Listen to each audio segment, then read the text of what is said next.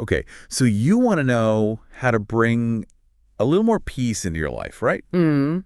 We're all kind of searching for that, aren't we? Like maybe some kind of guidelines to cut through all the noise. You know what I mean? Mm-hmm. Well, that's where this book, The Four Agreements by Don Miguel Ruiz, comes in. Yeah. You ask for a deep dive on the self-help classic, and we aim to deliver. Let's do it.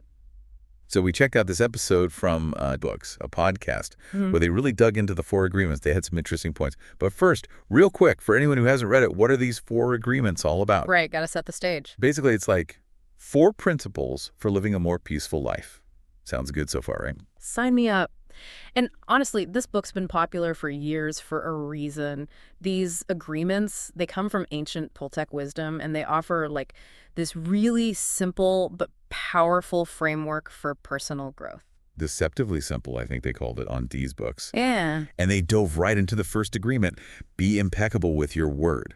Man, that one always makes me stop and think. Yeah, it's a powerful statement. But the podcast host pointed out that it's not just, being honest with others. It's about how we talk to ourselves, too. Oh, that inner voice, for sure. They even quoted Ruiz directly from the book, something like, your word is the power you have to create. And that hit me hard. We don't realize how much weight our words carry, especially the ones we're saying to ourselves, Yeah. It's true. Think about how often you get stuck in those negative thought loops. I'm not good enough. I'll never get this right. Those thoughts, they have power. Ruiz is saying that our words, even in our heads, they shape our reality. It's like our inner critic is sometimes our worst enemy. Totally. Which I guess goes right into the second agreement. Don't take anything personally. Dee's books actually told this really relatable story about someone getting cut off in traffic. Oh, I know where this is going. Happens to the best of us. Right. Instant anger, frustration. Oh. It's so easy to go there, especially in the heat of the moment. Yeah, it's a perfect example of letting something external control your emotions. But this agreement, it's about creating that space, like that emotional boundary between you and whatever someone else is saying or doing. Building up that resilience to be able to say, hey, their actions, that's on them, not on me. But come on, easier said than done, right? For sure. It takes a real change in thinking. What's interesting is that Ruiz wants us to remember that everyone's fighting their own battles, carrying their own stuff around. So their bad day doesn't have to become our bad day. Love that. Okay, on to agreement number 3. Don't make assumptions. Now this one I get. Oh, tell me more. The podcast host was talking about misinterpreting, like a friend's silence, thinking they're upset, but really they were just having a rough day. Made me realize how often we do that, just jump to conclusions. All the time. It's human nature. We like to fill in the blanks, try to make sense of things, but we end up projecting our own baggage onto the situation a lot of the time. Which just leads to drama. Exactly. But this agreement, it's like an invitation to be curious. Ask questions instead of assuming the worst. Choose understanding over a whole lot of drama and hurt feelings. Yeah. Now, the last agreement feels like it brings it all together. Always do your best. And Dee's books made this sports analogy I thought was clever. They said, imagine an athlete.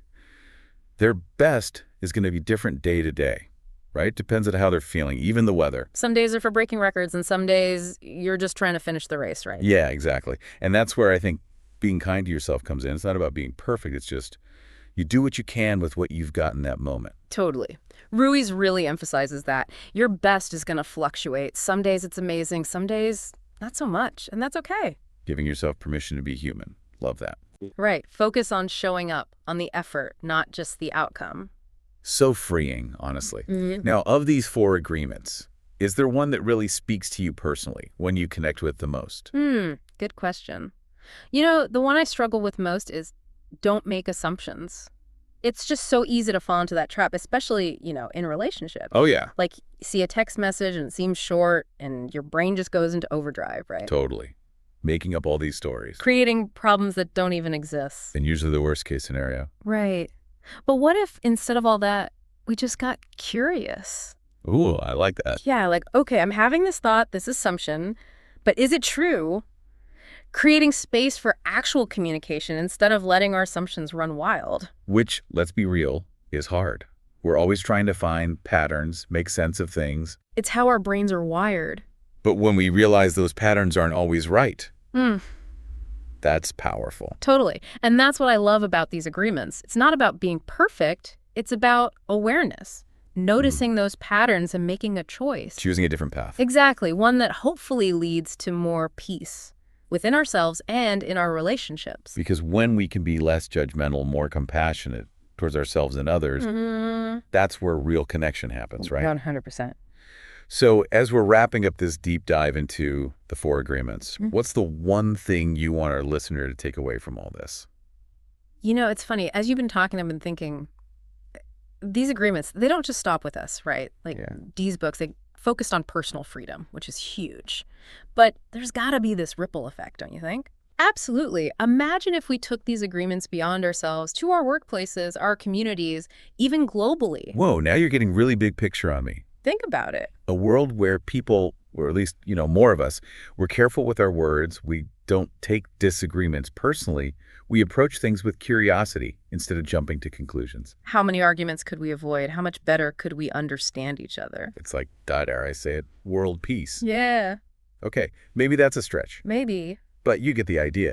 It's less about self-help then, and more about, changing the whole game. Exactly. And it starts with each of us, putting it into practice every single day. So powerful. So, to you listening, as you're thinking about the 4 agreements, and remember, you asked for the inside scoop, and I think we delivered, ask yourself, where can I start applying this? Not just for me, but to make my little corner of the world a little bit better. What a great question to leave you with. Remember, even small changes can have a big impact.